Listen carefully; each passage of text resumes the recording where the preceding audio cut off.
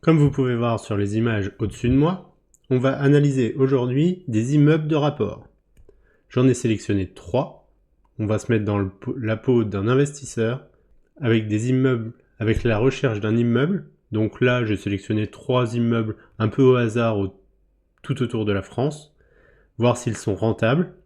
L'idée, c'est qu'il n'y ait pas de travaux dedans, donc acheter pour mettre en location immédiatement, et analyser aussi le prix de vente par rapport au prix de l'immobilier local, s'ils sont surcotés, sous-cotés, et donc analyser la rentabilité.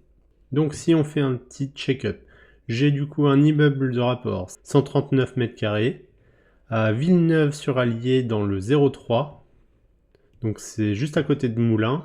On a un immeuble de 76 mètres carrés à Romorantin-Lanthenay, donc c'est dans le Loir-et-Cher, et un immeuble à Belfort dans le 90, 357 mètres carrés.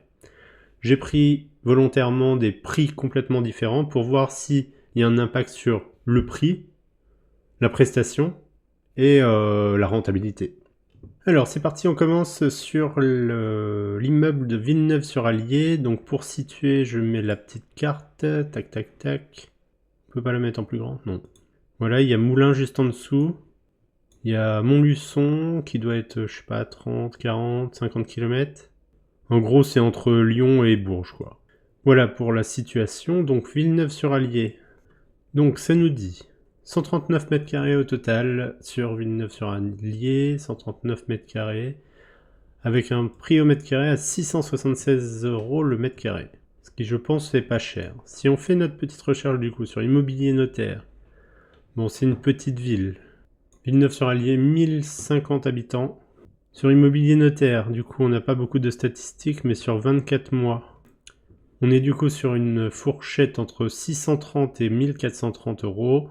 La moyenne est de 1140 €. Et donc, il y a eu 23 ventes sur 24 mois. C'est pas, voilà, c'est pas fou. Meilleurs agents, qu'est-ce qu'ils nous disent? Villeneuve-sur-Allier, prix moyen du mètre carré 1300 €. Et eux, ils disent la fourchette qui commence à 853 €. Donc, si on se situe par rapport au prix moyen au mètre carré, on est plutôt bien. Pourquoi une telle différence? Je ne saurais vous l'expliquer. On va regarder un petit peu les photos. Donc, c'est propre, c'est blanc. La salle de bain est un petit peu dépassée. Et il y a une pièce avec du vieux carrelage. L'extérieur de la maison, c'est pas exceptionnel, elle n'est pas écrépie, propre, nickel. Donc pour faire un petit récapitulatif sur ce bien, on a 2 appartements du coup, actuellement loués. Le rez-de-chaussée d'une superficie de 64 mètres carrés et le premier étage, superficie de 72 mètres carrés. J'imagine qu'un appartement égale un étage. Classe énergie D, 177 kW par mètre carré. Ok, donc classe énergie D, on est dans la moyenne pour de la location classique. Après voilà, c'est un petit... ça reste des appartements dans une ville de 1000 habitants. Quand on habite à une ville de 1000 habitants, soit on veut devenir propriétaire, soit avoir un minimum de terrain. Et là, ça reste des appartements. Du coup, c'est pas top. J'ai le prix de location, du coup, 390 € par appartement, donc x2, x12. On est à 9000 €, presque 9400. Si on divise par 94 000, on est à 10% de rentabilité brute, donc sans les charges, sans les taxes foncières, et voilà quoi. Eh ben écoutez, c'est pas une mauvaise affaire. 94 000 €, c'est un petit prix. Voilà, après, ça s'appelle aussi de la gestion de risque, parce que des petites villes à 1000 habitants, à proposer des appartements, est-ce que ça se loue? Est-ce que les locataires restent? Ou est-ce que justement il y a un turnover parce qu'ils veulent pas rester, c'est temporaire? Voilà. Et là, il n'y a pas... c'est des petits loyers. Il n'y a pas d'étudiants, j'imagine. Quoique Moulins, peut-être un petit peu, mais voilà, c'est à 10 km. Il y a certainement moins de transport, parce que c'est pas attaché à l'agglomération de Moulins. Donc voilà, à voir, pourquoi pas. Pour ceux qui veulent s'aventurer dans les immeubles de rapport sans avoir un gros capital, pourquoi pas. Donc ça, c'est le premier bien. Le deuxième, du coup, on est sur un immeuble de 357 mètres carrés à Belfort. Belfort, pour situer, c'est dans l'est de la France. Tac, tac, tac. On est proche de Mulhouse.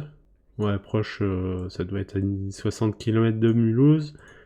Et si on dézoome encore, voilà, on n'est pas loin de la Suisse. Et il y a Strasbourg aussi qui est pas loin.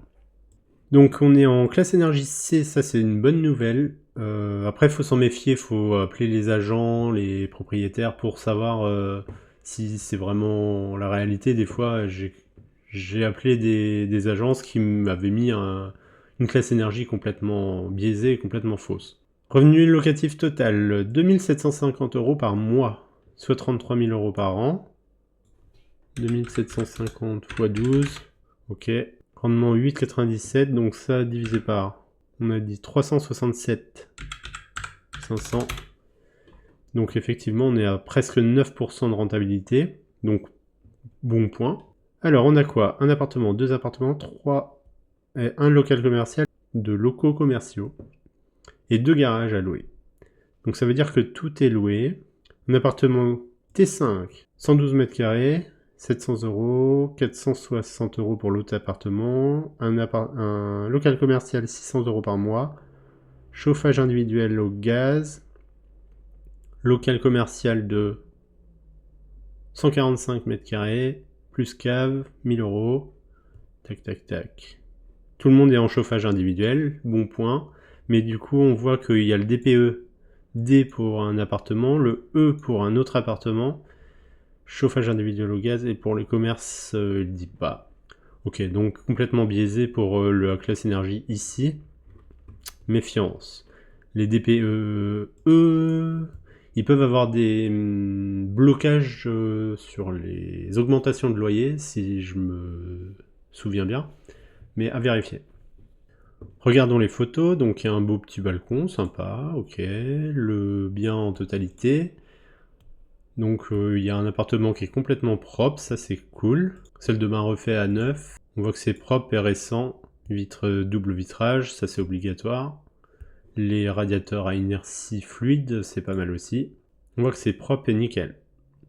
Donc ça, sur la propreté, on pose ses valises, on achète, on met en location, c'est nickel. D'ailleurs, est-ce que c'est loué? Oui, loué, loué, loué. DPE à l'immeuble classé en C, je ne sais pas ce qu'il a voulu dire, faudrait les appeler pour avoir plus d'informations. Ok, bah écoutez, rentabilité de 9% sur un bien à 367 000, pourquoi pas. Il faut avoir un petit peu de cash pour mettre en apport personnel, j'imagine, ou un SCI pour s'associer avec d'autres personnes qui pourront avoir des capacités d'emprunt, mais plutôt bonne surprise. Et on est comment par rapport au prix de l'immobilier là-bas? Belfort. Belfort, prix médian des maisons, 1630 €. Belfort, 1727. Ok, petit décalage. Et eux, ils annoncent un prix à 1000 € le mètre carré. Donc c'est bien déjà, ils savent qu'on ne peut pas vendre ce genre d'immeuble au commun des mortels, comme on peut dire, à des simples particuliers qui veulent acheter une maison d'habitation. Donc 1000 € le mètre carré, ok. On est dans la fourchette basse. Donc peut-être qu'il y a finalement un peu de travaux d'isolation pour améliorer les classes énergie. Et donc à titre indicatif, Belfort, 45 000 habitants, population municipale, et si on compte l'agglomération, 77 000 habitants. Donc c'est peut-être pas une ville super étudiante, super active, mais voilà, donc ça reste une préfecture d'un département, donc c'est déjà bien. Ça doit brasser un certain nombre de locataires. Donc ok pour cet immeuble de 350 mètres carrés. Dernier immeuble, on est cette fois-ci à Romorantin-Lanthenay dans le Loir-et-Cher. Pour situer, on est en plein centre, c'est plein centre-ville apparemment. On est dans le centre de la France, centre Val-de-Loire, entre Orléans et Bourges et Tours. On est bien au milieu, à 2 heures de Paris. Donc 76 mètres carrés, ça dit quoi? On est en classe énergie E, donc c'est pas terrible.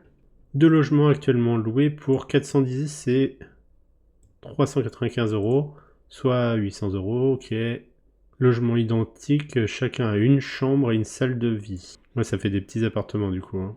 Ok, la bâtisse a l'air propre, bien crépie, classique. Intérieur propre, neuf, couleur blanc. Le placard gris, pas beau. La cuisine au goût actuel, ok.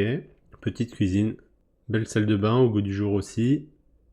Un peu de fil qui dépasse le long de la plinthe là, c'est pas hyper clean mais ok. Et du coup on est à un prix au mètre carré de 1693 €. Et les maisons, du coup on est sur la fourchette haute à 1640 €. Donc les maisons entre 800 et 1900 €. Donc ok, on est dans la fourchette haute quand même, 1600 €. 76 mètres carrés, c'est pas grand. Du coup si on divise en deux appartements, les logements sont actuellement loués. Et donc si on fait 410 plus 395 fois 12 divisé par 128, 700. Rentabilité brute à 7,5%.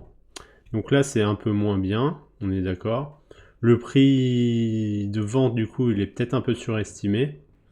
Surtout si on est en classe énergie E, c'est pas ouf. Après on est dans une petite ville, Romorantin. Donc on est à 18 000 habitants sur Romorantin, donc c'est pas une ville étudiante, mais il y a un petit peu de locataires quand même. Après 76 mètres carrés divisé en deux appartements, ça fait des appartements de 40, même pas de 40 mètres carrés. Donc ça fait du petit appartement. Bon, je sais pas si j'irai sur ce genre d'opération. Après, pour les personnes qui veulent miser sur les petites villes, diversifier leur patrimoine, pourquoi pas. C'est pas le coup de cœur, en tout cas pour moi de ce côté-là.